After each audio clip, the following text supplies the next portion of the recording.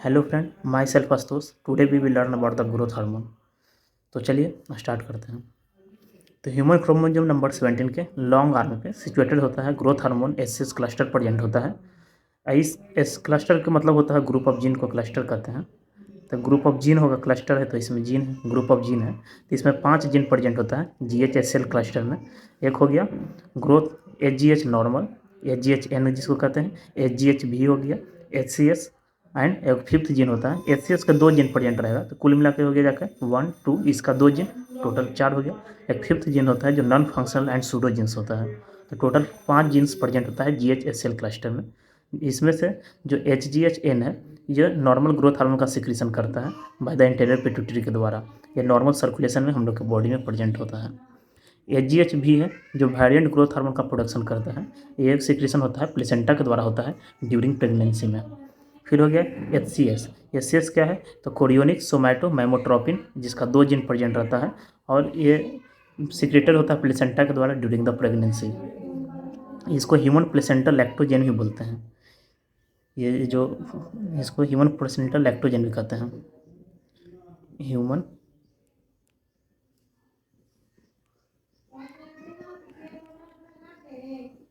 Lactogen, human placenta lactogen कहते हैं HCS को। फिफ्थ जीन हो गया जाके non functional and pseudo genes हो गया। Now we will learn about the growth hormone का, और इस थोड़ा सा डिटेल में पढ़ेंगे। तो इसमें क्या है कि जो ग्रोथ हार्मोन है वो स्पीसीज स्पेसिफिक होता है, यानी कि species to species growth hormone का स्ट्रक्चर वैरी करता है। जैसे कि ग्रोथ हार्मोन स्ट्रक्चर कैसे वैरी करेगा, जैसे कि porcine and simian growth hormone है और इसका ट्रांजिएंट इफेक्ट होता है गुनिया पिग पे और no effect in the monkey और ह्यूमन। इसका इफेक्ट ह्यूमन और मंकी में। पोर्किन क्या है, पोर्किन पिग को बोलते हैं, सुअर का साइंटिफिक नेम हो गया पोर्किन। और सिमियन एक प्राइमेट्स है। तो ये दोनों का जो ग्रोथ हार्मोन है उसका गुनिया पिग है, इस पर ट्रांजिएंट इफेक्ट होगा लेकिन ह्यूमन और मंकी पर इफेक्ट नहीं होता है। सिमिलरली नेक्स्ट जो ग्रोथ हार्मोन है बोविन ग्रोथ हार्मोन है। बोविन बोविन नाम से क्लियर लग रहा है, कैटल से लग रहा है। तो ये इसका यूज करते हैं हम लोग increase milk production in the cattle. Cattle में डेयरी फार्म में यूज करते हैं मिल्क प्रोडक्शन को इंक्रीज करने के लिए। फिर उसके बाद जो ग्रोथ हार्मोन है वो monkey and human growth hormone है। तो मंकी एंड ह्यूमन जो ग्रोथ हार्मोन है जो फुल्ली एक्टिव होता है बोथ मंकी एंड ह्यूमन में, ये ह्यूमन और मंकी दोनों में फुल्ली एक्टिव रहेगा। इसके अलावा कुछ पॉइंट है वो देख लेते हैं, जैसे कि रिकॉम्बिनेंट ह्यूमन ग्रोथ हार्मोन है, यानी ह्यूमन के लिए जो शॉर्ट स्ट्रेचर्ड पर्सन है तो उसको के लिए हम रिकॉम्बिनेंट ह्यूमन ग्रोथ हार्मोन से उसको ट्रीट करेंगे। तो इसके लिए हम बायोटेक्नोलॉजी के मेथड से एक्सट्रैक्ट करते हैं और ट्रीट करते हैं पेशेंट को। फिर इसमें क्या है कि जो ग्रोथ हार्मोन है उसका प्लाज्मा लेवल की बात किया जाए तो प्लाज्मा लेवल होता है 3 नैनोग्राम पर ml, यानी कि हम लोग के बॉडी में 3 नैनोग्राम पर ml प्लाज्मा का लेवल है ग्रोथ हार्मोन में। और अबाउट 50% ऑफ GH बाउंडेड होता है प्लाज्मा प्रोटीन से। इसका हाफ लाइफ 6 से 20 मिनट होता है, जो कि बहुत ही कम लग रहा है। Now we will learn about the feedback control of the GH secretion. GH का सिक्रीशन किस तरह से कंट्रोल होता है। तो इसके लिए क्या है कि ग्रोथ हार्मोन का फॉर्मेशन कहाँ से हो रहा है, एंटीरियर पिट्यूटरी के द्वारा हो रहा है ग्रोथ हार्मोन का प्रोडक्शन। और इसको रेगुलेट कौन करेगा, ग्रोथ हार्मोन का जो प्रोडक्शन हो रहा है एंटीरियर पिट्यूटरी को रेगुलेट करता है हाइपोथैलेमस रेगुलेट करेगा। हाइपोथैलेमस से जो हाइपोथैलेमस है,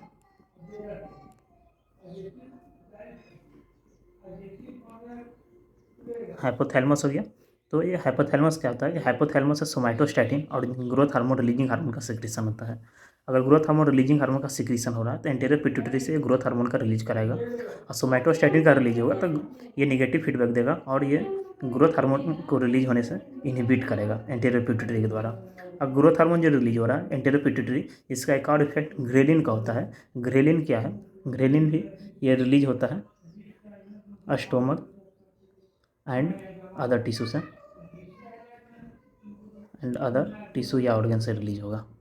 तो एक ग्रेलिन जो रिलीज होता है वो एंटीरियर पिट्यूटरी पर एक्ट करेगा और ये भी ग्रोथ हार्मोन के रिलीज को एक्टिवेट करता है।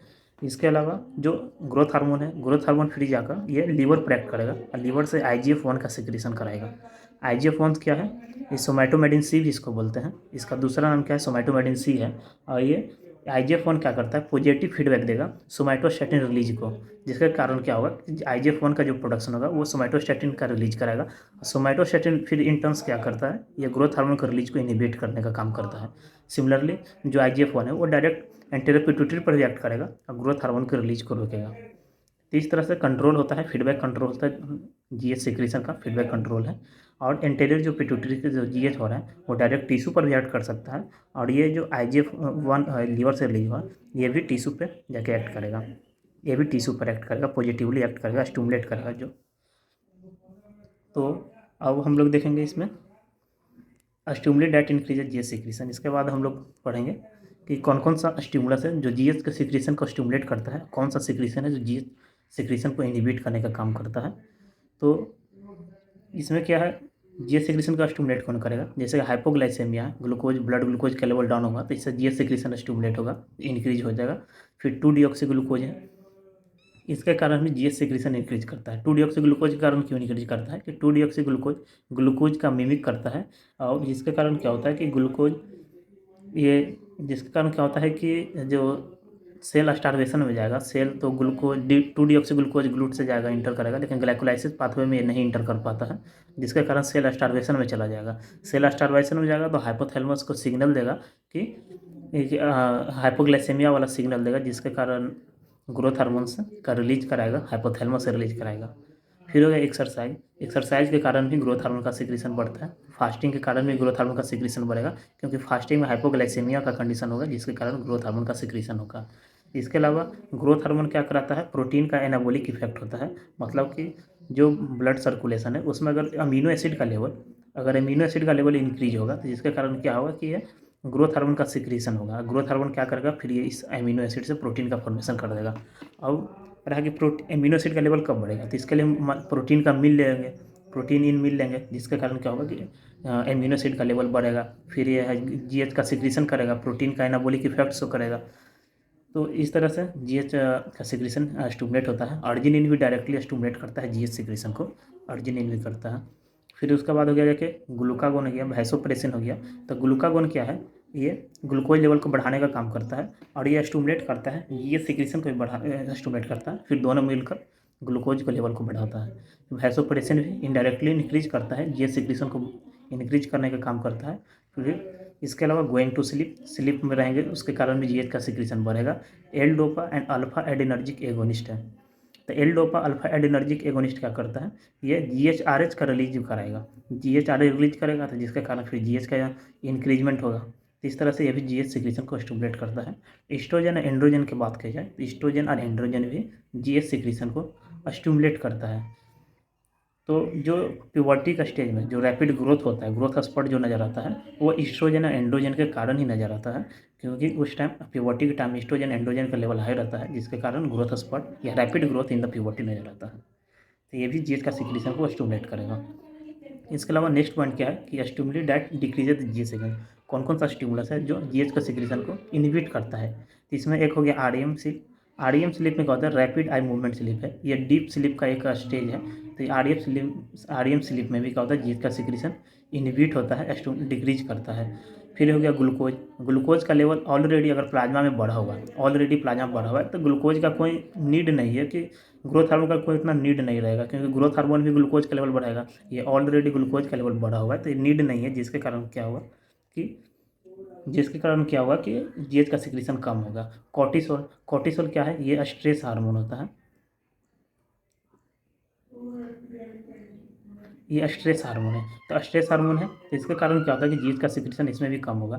फ्री फैटी एसिड का लेवल अगर हाई है प्लाज्मा में तो जिसके कारण भी जीएच का सिक्रीशन कम होगा। क्यों कम रहेगा, क्योंकि ग्रोथ हार्मोन भी फ्री फैटी एसिड का लेवल बढ़ाने का काम करता है लिपोलाइसिस करके। यहाँ पे लेकिन अगर फ्री फैटी एसिड का लेवल पहले से ही हाई है, अगर फ्री फैटी एसिड का लेवल पहले से ही हाई है तो जीएच का सिक्रीशन कम करेगा, क्योंकि इसका नीड नहीं है ग्रोथ हार्मोन का, क्योंकि ये ऑलरेडी फ्री फैटी एसिड बढ़ा हुआ है, ग्रोथ हार्मोन भी सेम ही काम करेगा, तो इसलिए यहाँ पर जीएच का सिक्रीशन डिक्रीज कर जाएगा। उसके बाद है मेड्रोक्सी प्रोजेस्टेरॉन, मेड्रोक्सी प्रोजेस्टेरॉन क्या है, कॉन्ट्रासेप्शन यूज करते हैं, ये भी इनहिबिट करता है जीएच सिक्रीशन को। इसके अलावा जीएच एंड IGF-1 भी जीएच सिक्रीशन को इनहिबिशन का काम करता है। क्यों करता है ये आगे भी देखने को मिलेगा। और ऐसे भी समझ सकते हैं कि ग्रोथ हार्मोन का लेवल पहले से ही है इंक्रीज है प्लाज्मा में, तो और रिलीज होने की नीड नहीं है। IGF-1 पहले से ही अगर है तो ये निगेटिव फीडबैक देगा, जैसे कि यहाँ पर देखे थे कि IGF-1 क्या दे रहा था, निगेटिव फीडबैक दे रहा था, एंटेरियर पिट्यूटरी पर रिलीज होने से रोक रहा था, तो ये भी ग्रोथ हार्मोन को रिलीज होने से रोकेगा इस तरह से।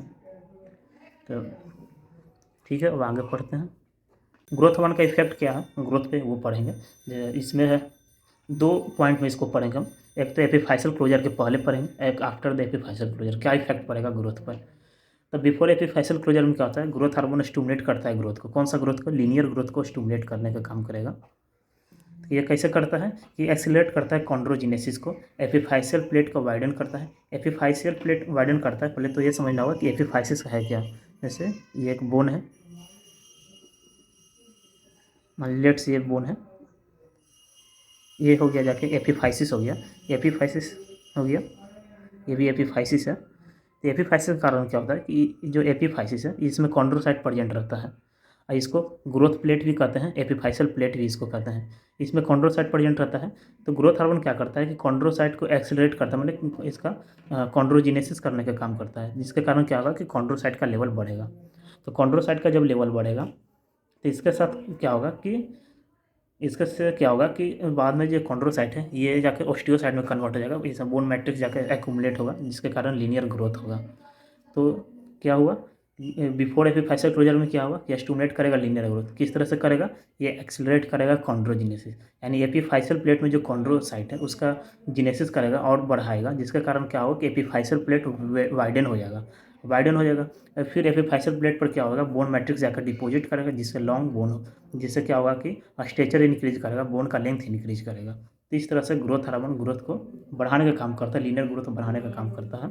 फिर आफ्टर एपिफाइसल क्लोजर में क्या है, यहाँ पर क्या होता है कि एपिफाइसल प्लेट ख़त्म हो जाता है, जितना भी था एपिफाइसल प्लेट में जो कॉन्ड्रोसाइट है वो सारा ऑस्टियोसाइट में कन्वर्ट हो चुका है, तो जिसके कारण ये फर्दर तो लीनियर ग्रोथ नहीं करा सकता है, लेकिन इसका अदर इफेक्ट्स को कर सकता है, जैसे कि विसरा एंड सॉफ्ट टिश्यू है वो इलार्ज हो जाएगा, प्रोटीन कंटेंट को बढ़ा देगा और फैट कंटेंट को डिक्रीज करने का काम करता है।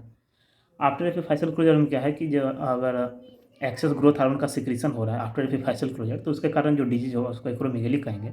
और बिफोर एपिफाइसल क्लोजर के पहले अगर जो प्रोलॉन्ग ये चीज़ उसको मिल रहा है तो जिसके कारण क्या होगा, जाइगेंटिज्म हो जाएगा। Now we will learn about the effect of growth hormone on the effect of electrolyte on the growth by the growth hormone.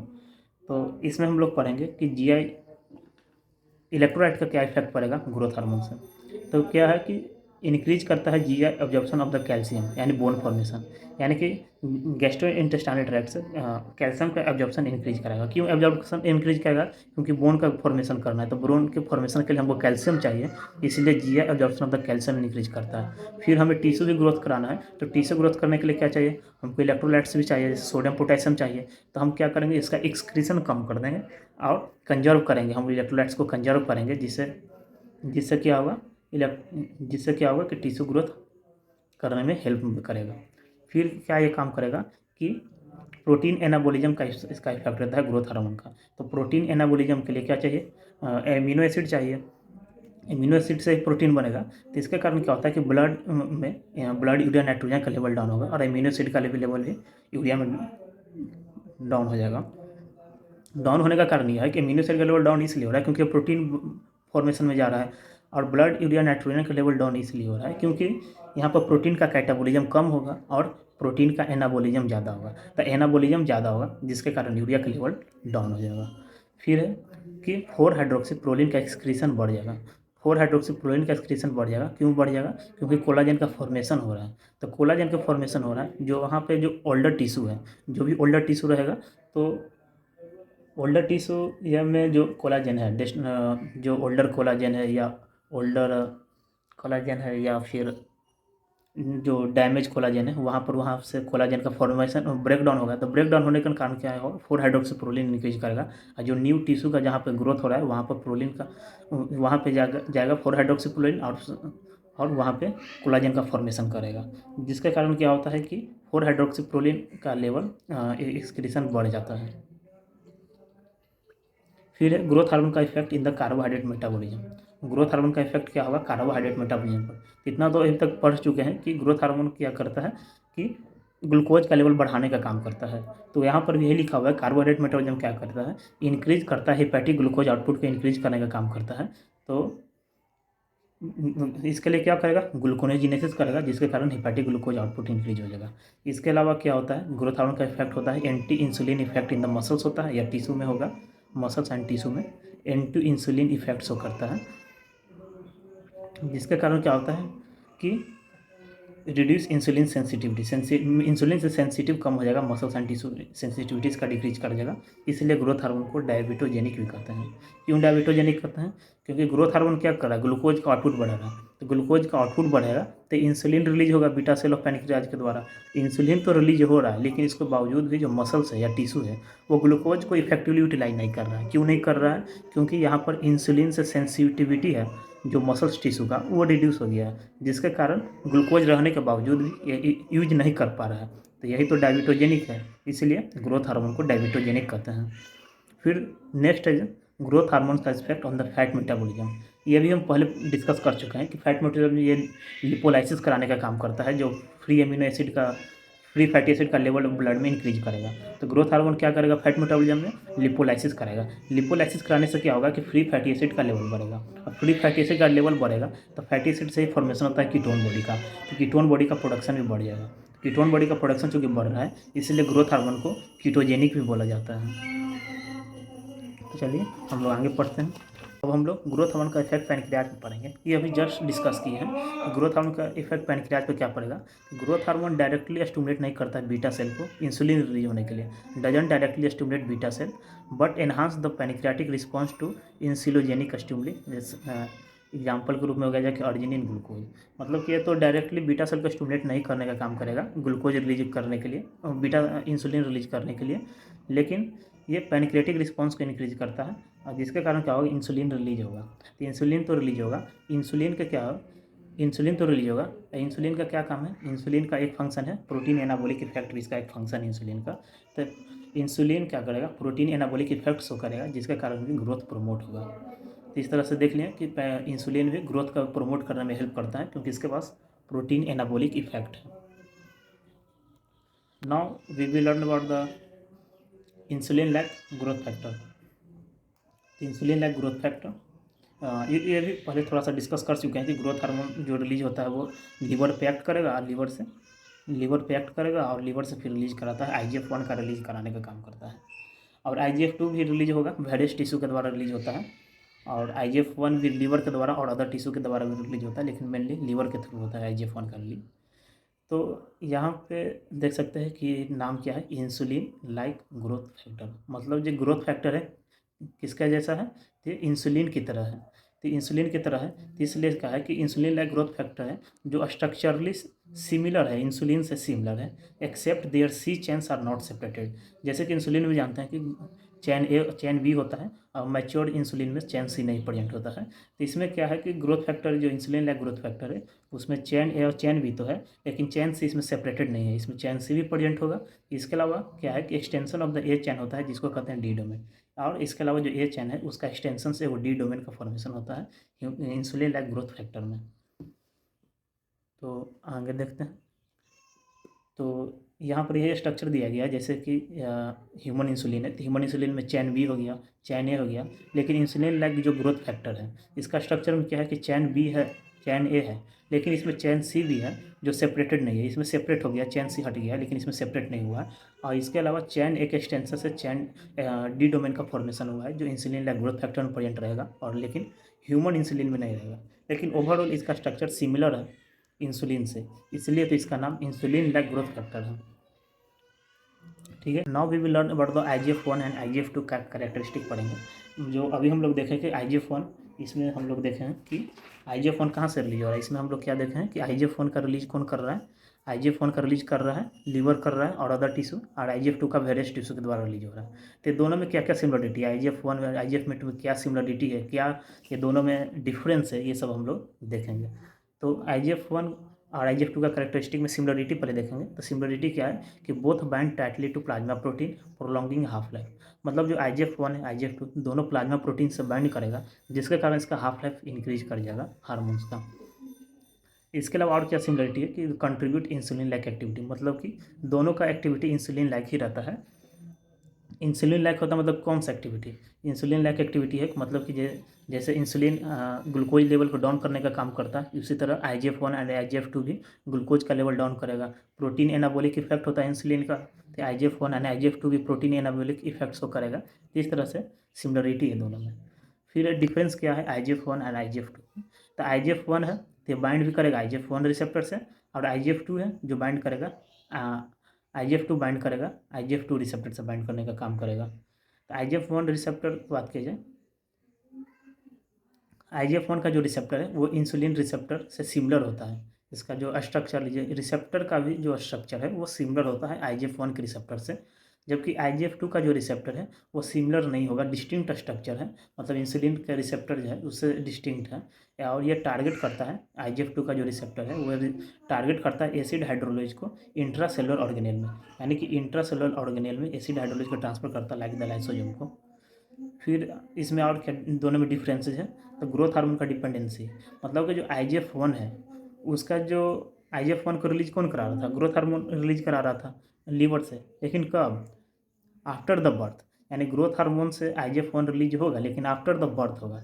Before the birth ये इंडिपेंडेंट होता है ग्रोथ हार्मोन पे, यानी बिफोर द बर्थ IGF-1 का जो release हो रहा है वो ग्रोथ हार्मोन पर डिपेंड नहीं करेगा, लेकिन आफ्टर द बर्थ जो IGF-1 का रिलीज है वो ग्रोथ हार्मोन से स्टिमुलेटेड होगा, यानी ग्रोथ हार्मोन से स्टिमुलेट करके रिलीज कराने का काम करेगा। फिर है IGF-2। IGF-2 की बात की जाए तो लार्जली ग्रोथ हार्मोन इंडिपेंडेंट है, ये बहुत ज़्यादा ही इंडिपेंडेंट है ग्रोथ हार्मोन पे। ये ग्रोथ हार्मोन पर मतलब नेग्लिजिबल इसका इफेक्ट है ग्रोथ हार्मोन का इसके रिलीज होने में। Now we will learn about the function. Function में क्या डिफरेंस है दोनों में, IGF-1 IGF-2। तो IGF-1 है ये पोस्ट नेटल ग्रोथ करता है, यानी बर्थ के बाद ये ग्रोथ कराने में हेल्प करेगा, जबकि IGF-2 है वो फीटल ग्रोथ एंड डेवलपमेंट के लिए रिस्पॉन्सिबल होता है। Now we will learn about, इसको हम एक टेबल के फॉर्म में इसको दोनों का कंपेयर किया हुआ है, तीनों का कंपेयर किया हुआ है, इंसुलिन का, IGF-1 का, IGF-2 का। ये इंसुलिन हो गया, IGF-1 हो गया, IGF-2 हो गया, तीनों का कंपेयर किया गया एक चार्ट के फॉर्म में। तो इसमें है जो नंबर ऑफ एमिनो एसिड, तो इंसुलिन में 51 एमिनो एसिड से बना हुआ है, IGF-1 70 एमिनो एसिड से बना हुआ है, IGF-2 67 एमिनो एसिड से बना हुआ है। IGF फिर सोर्स सबका क्या है, इंसुलिन का सोर्स हो गया पैनक्रियाटिक बीटा सेल हो गया, IGF-1 का source liver and other tissue हो गया, एंड IGF-2 का सोर्स क्या है, डाइवर्स टिश्यू है, मतलब वेरियस टिश्यू से रिलीज होगा IGF-2। लेवल रेगुलेशन, तो इंसुलिन का लेवल रेगुलेट होता है ग्लूकोज के द्वारा, जैसे कि हम लोग जानते हैं पहले से ये सब। और IGF-1 का किससे रेगुलेशन होगा, growth hormone after the birth, यानी बर्थ के बाद एक ग्रोथ हार्मोन से रिलीज होगा जो अभी ऊपर पढ़ चुके हैं। फिर इसके अलावा न्यूट्रिशन से भी कंट्रोल होता है, IGF-1 का रेगुलेशन होगा। फिर IGF-2 क्या है, इसका जो रेगुलेशन है जो अभी तक अननोन है। फिर है प्लाज्मा लेवल। प्लाज्मा लेवल की बात की जाए तो इंसुलिन में प्लाज्मा लेवल कितना है, 0.3 से 2 नैनोग्राम पर ml रहेगा। IGF-1 का प्लाज्मा लेवल कितना है, 10 to 700 नैनोग्राम पर ml है, और ये पिक्स एट द पिवटी, यानी पिवटी के टाइम में IGF-1 का लेवल पिक पे रहेगा, सबसे ज़्यादा रहेगा। फिर इसके बाद IGF-2 की बात की जाए तो इसका लेवल कितना है, प्लाज्मा लेवल कितना है, 300 से 800 नैनोग्राम पर ml है। अब next we will learn about the PBP। PBP का मतलब है प्लाज्मा बाइंडिंग प्रोटीन। तो इंसुलिन प्लाज्मा बाइंडिंग प्रोटीन से नहीं बाइंडेड है, यानी प्लाज्मा प्रोटीन से इंसुलिन का बॉन्डेड नहीं है, जबकि IGF-1 एंड IGF-2 दोनों प्लाज्मा प्रोटीन से बॉन्डेड रहता है। मेजर फिजियोलॉजिकल रोल क्या है, इंसुलिन क्या करता है, कंट्रोल करता है मेटाबॉलिज्म को। IGF-1 क्या कराएगा, कार्टिलेज एंड स्केलेटल का ग्रोथ कराता है, और IGF-2 क्या कराता है, फीटल डेवलपमेंट करता है। Now we will learn about the direct and indirect action of the growth hormone का जो भी ऊपर में फंक्शन देखे हैं उसी का एक एक फ्लो चार्ट के रूप में, एक समरी के रूप में ये दिया हुआ है। इसका क्या एक्शन है, डायरेक्ट और इनडायरेक्ट एक्शन क्या है ग्रोथ हार्मोन का। तो ग्रोथ हार्मोन क्या है ये सब पढ़ा हुआ है, उसी का एक समरी फॉर्म है। तो ग्रोथ हार्मोन क्या है, ये सोडियम का रिटेंशन करा रहा है। सोडियम जैसा पहले पढ़ चुके हैं कि सोडियम पोटेशियम का रिटेंशन कराता है, एक्सक्रीशन को कम करता है, क्योंकि जो न्यूली फॉर्मेड टिश्यू है वहाँ पर ये सोडियम को लेकर जाएगा, वहाँ पर टिश्यू को ग्रोथ करने में, वह टिश्यू को फॉर्मेशन में हेल्प करेगा। इसके अलावा डिक्रीज करता है इंसुलिन सेंसिटिविटी। इंसुलिन सेंसिटिविटी को ग्रोथ हार्मोन डिक्रीज करता है, इसीलिए तो इसको इसको क्या बोलते हैं, डायबिटोजेनिक भी इसलिए बोला जाता है कि सेंसिटिविटी डिक्रीज करने का काम करता है। सेंसिटिविटी डिक्रीज करने का काम करेगा इसलिए इसको डायबिटोजेनिक करते हैं। लिपोलाइसिस भी कराता है इसलिए इसको कीटोजेनिक भी कहते हैं। ग्रोथ हार्मोन को कीटोजेनिक भी कहते हैं, क्योंकि कीटोन बॉडी प्रोडक्शन करेगा, लिपोलाइसिस होगा, फ्री फैटी एसिड लेवल बढ़ेगा, फ्री फैटी एसिड से कीटोजन का फॉर्मेशन होगा, तो कीटोन बॉडी का फॉर्मेशन होगा, कीटोन बॉडी का फॉर्मेशन होता है इसलिए इसको कीटोजेनिक कहते हैं।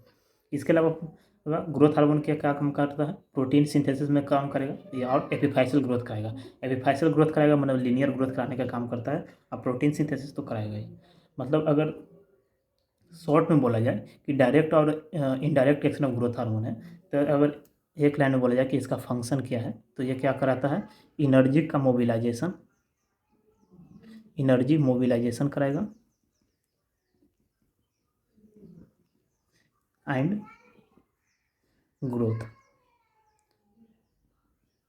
एनर्जी मोबिलाइजेशन एंड ग्रोथ में इसका रोल होता है। एनर्जी मोबिलाइजेशन देख चुके हैं, जैसे कि लिपोलाइसिस करा रहा है, ग्लूकोज का लेवल बढ़ा रहा है, तो एनर्जी का मोबिलाइजेशन कर रहा है। फिर हो गया जाके ग्रोथ करा रहा है, प्रोटीन सिंथेसिस हो गया, फिर फैसल ग्रोथ से ये सब ग्रोथ कराने का काम कर रहा है। इसके अलावा ग्रोथ हार्मोन क्या होता है कि IGF-1 को रिलीज बढ़ा कराएगा। तो IGF-1 का फिर क्या फंक्शन है, IGF-1 क्या करेगा, इसका नाम में ही है इंसुलिन लाइक ग्रोथ फैक्टर। इसका कुछ प्रॉपर्टी इंसुलिन का होगा, कुछ प्रॉपर्टी इसका ग्रोथ फैक्टर का होगा। तो इंसुलिन का प्रॉपर्टी क्या है, तो इंसुलिन लाइक एक्टिविटी शो करेगा, मतलब ग्लूकोज का लेवल डाउन करना है। इसके अलावा क्या करेगा, लिपोलाइसिस को प्रिवेंट करने का काम करेगा, या लिपोलाइसिस को प्रिवेंशन का काम करेगा। तो ये इंसुलिन का प्रॉपर्टी हो गया। ग्रोथ फैक्टर जो ग्रोथ हार्मोन का भी कुछ प्रॉपर्टी इसमें है प्रेजेंट, तो प्रोटीन सिंथेसिस भी कराएगा या फिर फैसल ग्रोथ भी कराएगा, सिमिलर टू दिस। तो इस तरह से जो इंसुलिन लाइक ग्रोथ फैक्टर है, इसमें कुछ इंसुलिन का प्रॉपर्टी, कुछ ग्रोथ हार्मोन का प्रॉपर्टी है। इसके अलावा क्या है, नेक्स्ट हम लोग देखेंगे growth period, rapid growth period पढ़ेंगे। तो रैपिड ग्रोथ पीरियड में क्या है कि 2 रैपिड ग्रोथ पीरियड होता है ह्यूमन्स में। 2 रैपिड ग्रोथ पीरियड कब होता है, रैपिड ग्रोथ पीरियड को एक ग्रोथ स्पर्ट बोल लेते हैं। रैपिड ग्रोथ पीरियड है, इसी को ग्रोथ स्पर्ट बोलते हैं। तो ग्रोथ स्पर्ट कब होगा, एक तो होता है इन्फेंसी के टाइम में फर्स्ट ग्रोथ स्पर्ट होता है। ये क्यों होता है, partial continuation of the fitter होता है। जो फीटस का जो डेवलपमेंट होता है ये एक्सट्रीमली हाई रेट्स होता है। ये एक्सट्रीमली हाई रेट से होता है। तो एक्सट्रीमली हाई रेट से होता है, तो इसी के कॉन्टिन्यूएशन से जो फर्स्ट ग्रोथ स्पॉट है ये आता है इन्फेंसी में। सेकंड ग्रोथ स्पॉट कब आएगा, तो सेकंड ग्रोथ स्पॉट आता है प्यूबर्टी के टाइम में। प्यूबर्टी के टाइम में देखते होंगे हाइट बहुत तेज़ी से इंक्रीज करता है, तो ये सेकंड ग्रोथ स्पॉट प्यूबर्टी में आता है। क्यों आता है सेकंड ग्रोथ स्पॉट प्यूबर्टी में, यहाँ पर क्योंकि इसलिए आता है क्योंकि यहाँ पर एंड्रोजन एस्ट्रोजन का लेवल भी इंक्रीज कर जाता है, तो जिसके कारण क्या होता है सेकंड ग्रोथ स्पॉट आता है। फिर कुछ पॉइंट है उसको देखेंगे, जैसे कि क्या है कि although androgen oestrogen initially stimulate growth, oestrogen ultimately terminate growth by epiphyseal closure which stop linear growth. मतलब कि कह रहा है कि एंड्रोजन एस्ट्रोजन का इनिशियली तो स्टिमुलेट करता है ग्रोथ के, लेकिन एस्ट्रोजन अल्टीमेटली काउज है किसके लिए, लीनियर ग्रोथ के स्टॉप के लिए। यानी लीनियर ग्रोथ स्टॉप कौन करा रहा है, एस्ट्रोजन करा रहा है। इनिशियली तो स्टिमुलेट करेगा दोनों, लेकिन एस्ट्रोजन अल्टीमेटली लीनियर ग्रोथ का स्टॉप करता है। क्यों करता है स्टॉप, क्योंकि एपिफाइसल क्लोजर कराता है। तो एपिफाइसल क्लोजर एस्ट्रोजन करा रहा है, इसलिए क्या होगा कि ये रिस्पॉन्सिबल है एस्ट्रोजन लीनियर ग्रोथ को स्टॉप करने के लिए। Due to this female sexual precocity cause dwarfism. इसी के कारण क्या है, अगर फीमेल में सेक्सुअल प्रिकोसिटी हो रहा है, मतलब कि प्यूबर्टी अगर ईयरली आ रहा है, जिसके कारण भी ड्वार्फिज्म आ जाएगा। और इसमें एक ग्राफ है, वो ग्राफ समझते हैं। जैसे कि इधर दिया गया है क्या, हाइट गेन, इधर दिया है एज के साथ हाइट गेन का क्या रिलेशन है, ये ग्रोथ कर्व है। तो यहाँ पर देख सकते हैं कि ग्रोथ कर्व में 2 जगह ये पीक धरा हुआ है कर्व। एक तो धरा हुआ है कहाँ पे, फीटल स्टेज में, यहाँ पे ये फीटल स्टेज में एक तो ये पीक है। दूसरा पीक कहाँ पे धरा, प्यूबर्टी के टाइम में, या एक प्यूबर्टी के टाइम में आ रहा है, या तो ये 10 या 12 साल के बीच में जो प्यूबर्टी आ रहा है, तो प्यूबर्टी के टाइम में भी ग्रोथ फास्ट होगा, रैपिड होगा। नेक्स्ट पॉइंट क्या है कि men who were castrated before puberty tends to be tall because their oestrogen production decrease and their epiphysis remain open for longer time. कह रहा है जो वह में जिसका कैस्ट्रेशन कर दिया गया प्यूबर्टी से पहले ही, कैस्ट्रेशन मतलब कि टेस्टिस का रिमूवल कर किया गया है प्यूबर्टी से पहले, तो वो ज़्यादा टॉल होगा। क्यों ज़्यादा टॉल होगा, क्योंकि एस्ट्रोजन का प्रोडक्शन उसमें घट जाएगा, और जिसके कारण क्या होगा कि एपिफाइसिस का जो है क्लोजर रहेगा, लॉन्गर टाइम तक ये ओपन रहेगा, जिसके कारण लेंथ ज़्यादा रहेगा। और टेस्टिस के रिमूवल से बात रहा कि टेस्टिस के रिमूव करेंगे तो एस्ट्रोजन का लेवल क्यों डिक्रीज करेगा, टेस्टिस के रिमूवल से एस्ट्रोजन का लेवल डिक्रीज करेगा, क्योंकि जो टेस्टोस्टेरोन है, मेल हार्मोन हो गया टेस्टोस्टेरोन,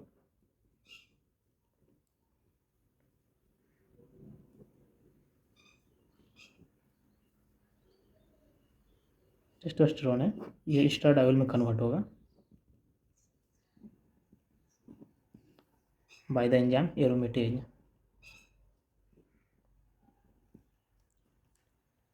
टेस्टोस्टेरोन है तो एस्ट्राडायोल में कन्वर्ट होगा, एरोमेटेज एंजाइम्स के प्रेजेंट में। चूँकि टेस्टेज का रिमूवल कर दिया गया है तो टेस्टोस्टेरोन का लेवल क्या होगा, डिक्रीज कर जाएगा। तो टेस्टोस्टेरोन का लेवल डिक्रीज करेगा तो एस्ट्राडियोल का भी फॉर्मेशन कम होगा। तो एस्ट्राडियोल क्या है, यही तो एस्ट्रोजन है। एस्ट्रोजन का लेवल भी कम हो जाएगा। तो एस्ट्रोजन का लेवल कम जाएगा जिसके कारण क्या होगा कि एपिफाइसिस ओपन रहेगा लॉन्गर टाइम के लिए, जिसके कारण जो कैस्ट्रेटेड पर्सन है बिफोर द प्यूबर्टी वो ज़्यादा टॉल रहेगा। फिर नेक्स्ट पॉइंट हम लोग पढ़ेंगे कैचअप ग्रोथ। कैचअप ग्रोथ में क्या पढ़ेंगे कि कैचअप ग्रोथ क्या है, तो पीरियड ऑफ एक्सीलरेटेड ग्रोथ है आफ्टर द इलनेस, स्टार्वेशन और ग्रोथ डिसरप्शन। मतलब कि एक्सीलरेटेड ग्रोथ है ये, जो कब होता है, ये कैचअप ग्रोथ कब होगा, इलनेस हो गया, किसी प्रकार की बीमारी है जिसके कारण कुछ बीमारी आया है या स्टार्वेशन या ग्रोथ डिसरप्शन हुआ, तो उसके बाद जो ग्रोथ होता है, जो इलनेस है उसके बाद, वो इलनेस ठीक हो जाने के बाद अगर जो वो बीमारी ठीक हो गया है तो उसके बाद जो ग्रोथ होगा वो एक्सीलरेटेड होता है, एक्सीलरेटेड ग्रोथ होता है जिसको कैचअप ग्रोथ कहते हैं। इसका कैरेक्टरिस्टिक क्या है ग्रोथ का, पहले तो इसका कर्व देख लेते हैं। इसका कर्व क्या होता है कि ये मान लीजिए ग्रोथ रिप्रेजेंट कर रहा है, तो इस तरह से रहता है। ये जो पीरियड है जो हॉरिजॉन्टल दिख रहा है, ये दिखा रहा है क्या कि यहाँ पे इल था पेशेंट, इसलिए यहाँ पे ग्रोथ नहीं हो पाया है, ये ग्रोथ है। और ये टाइम है, टाइम एक्सिस। तो क्या हुआ कि यहाँ पे जब पेशेंट टिल था तो यहाँ पे ग्रोथ नहीं हुआ है, लेकिन जब इलनेस जब ख़त्म हुआ है तो उसके बाद क्या हुआ कि उसमें रैपिड ग्रोथ होगा, जिसको कहते हैं कैचअप ग्रोथ बोलते हैं। इसके बाद जो ये इस नज़र आ रहा है ये हो गया जाके कैचअप ग्रोथ हो गया। कैचअप ग्रोथ का रेट होता है जो नॉर्मल ग्रोथ रेट से ज़्यादा होता है, क्योंकि ये कंपेंसेटरी है इसलिए। तो इसका देखते हैं कि इसका कैरेक्टरिस्टिक क्या है कैचअप ग्रोथ का। तो इसका कैरेक्टरिस्टिक में देखा जाए तो कंपेंसेटरी ग्रोथ है आफ्टर द इलनेस। ये कैसा है ग्रोथ, कंपेंसेटरी ग्रोथ है, मतलब इलनेस के टाइम जो ग्रोथ डिक्रीज हुआ था जिसके कारण क्या हुआ, इसका कंपेंसेशन के रूप में ग्रोथ होता है। ये एक्सीलरेटेड ग्रोथ रेट है। और क्या है कि till previous curve is reach, ये कब तक ये कैचअप ग्रोथ होगा, जब तक कि जो पहले का जो ये कर्व है ये रीच नहीं कर जाए तब तक ये ग्रोथ होगा, कम कैचअप ग्रोथ होगा। इसके अलावा जो कैचअप ग्रोथ है एक्सिड्स नॉर्मल रेट, यानी नॉर्मल रेट से कैचअप ग्रोथ का रेट ज़्यादा रहता है। और हार्मोनल रेगुलेशन इसेंशियल, इसके लिए हार्मोनल रेगुलेशन इसेंशियल है। इसको हम याद करने का एक ट्रिक है, कैचअप ग्रोथ का हम कैचअप से ही याद रखेंगे, यानी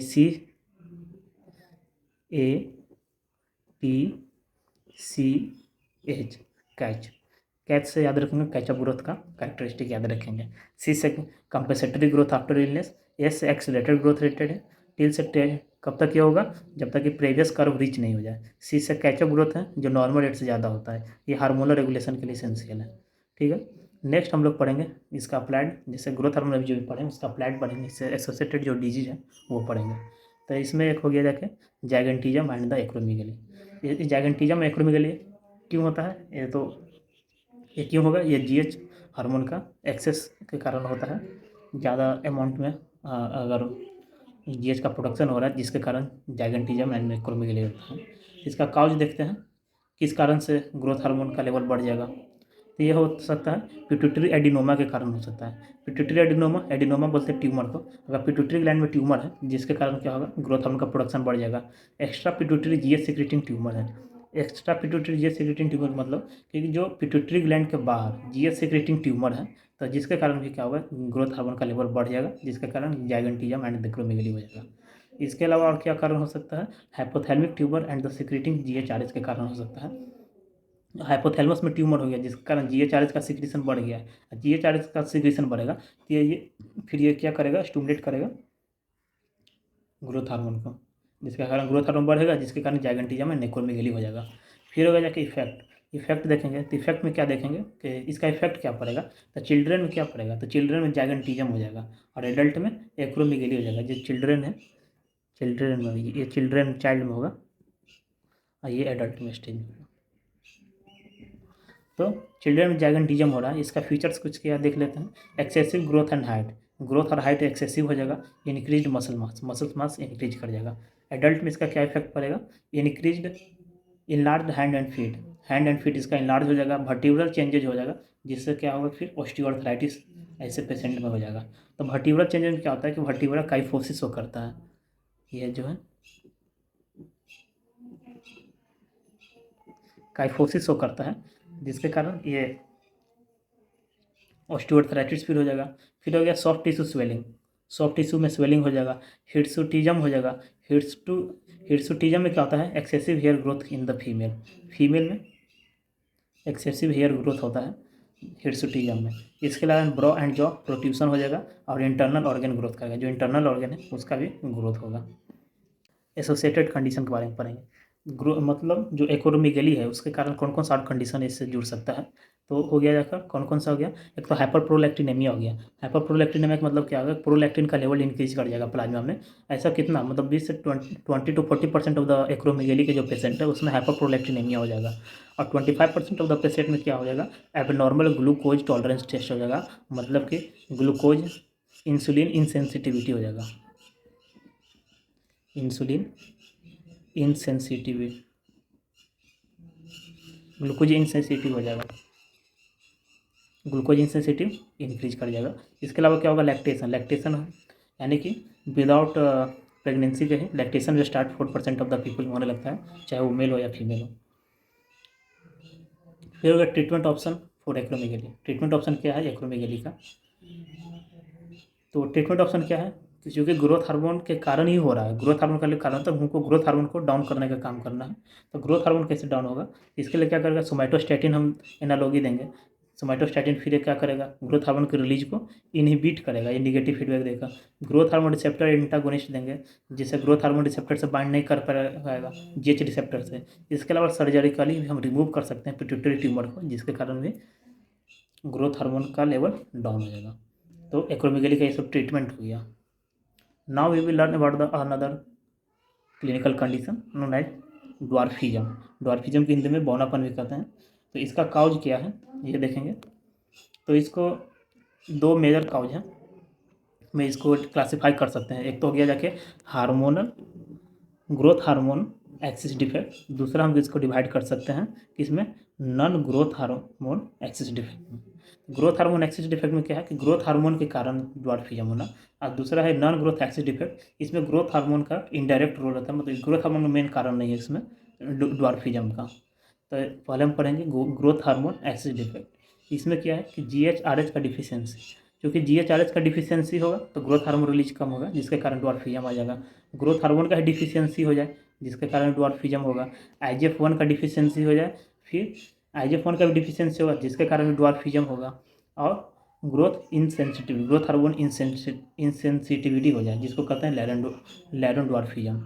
ड्यू टू क्यों होता है, due to growth hormone receptor mutation.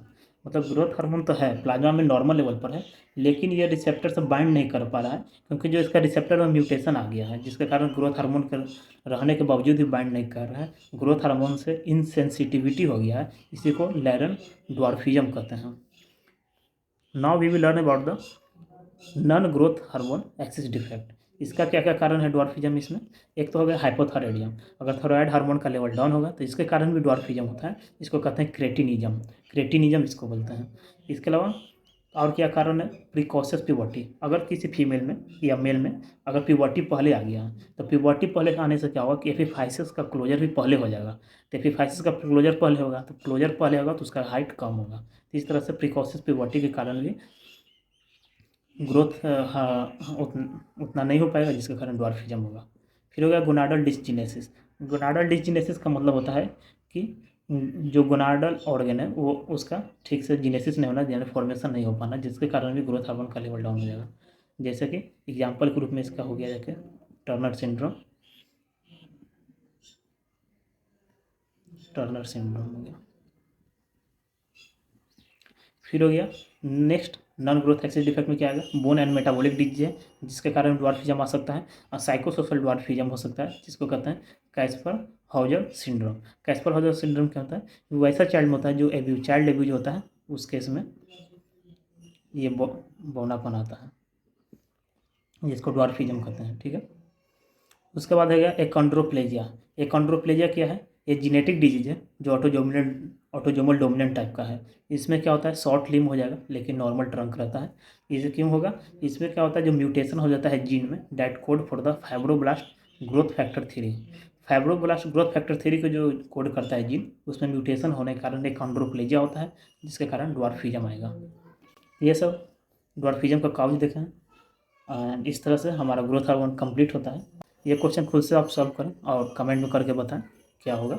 Question क्या है, what inhibit secretion of growth hormone, growth hormone का सिक्रीशन कौन इनहिबिट करता है। Option A REM sleep, B exercise, C adolescence, D fetal development. Comment करके बताएं। Thank you.